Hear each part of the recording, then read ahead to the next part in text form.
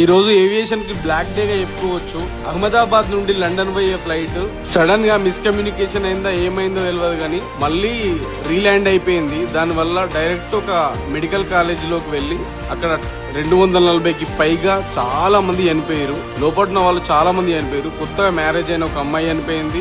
వీళ్ళతో పాటు గుజరాత్ మాజీ సీఎం విజయ్ రూపాని కూడా చనిపోయారు. జరిగిన ప్రమాదంలో ఎమర్జెన్సీ ఎగ్జిట్ నుంచి రమేష్ విశ్వాస్ అని ఒక్క అబ్బాయి మాత్రమే ప్రాణాలతో బయటపడ్డాడు. మిగతా వాళ్ళందరూ చనిపోవడం జరిగింది. ఈ ప్రమాదం టాటా ఎయిర్లైన్స్ వల్ల జరగడం వల్ల Tata sons chairman S Chandrasekhar ప్రగాఢ సానుభూతి తెలుపుతూ చనిపోయిన ప్రతి ఒక్కరి కుటుంబానికి ₹1 విరాళం అందిస్తామని చెప్పారు. అట్లనే జరిగిన నష్టానికి తామే బాధ్యత వహిస్తూ మొత్తం రిపేర్ చేపిస్తామని, కొత్త బిల్డింగ్ కూడా కట్టిస్తామని చెప్పడం జరిగింది అఫీషియల్ గా. ఈ ప్రమాదం జరగడానికి రీజన్ ఏంది అనేది ఇండియన్ గవర్నమెంట్ కంప్లీట్ గా వివరాలు తెలుసుకుంటుంది. ఈ ఇన్సిడెంట్ వల్ల ఎవరికైతే గాయాలైనాయో ప్రమాదంలో ఉన్న ప్రతి ఒక్కరికి వైద్య చికిత్సలు వాళ్ళకి సంబంధించిన కంప్లీట్ కేర్ వీళ్ళే తీసుకుంటారని టాటా గ్రూప్ చెప్పుకోవడం జరిగింది.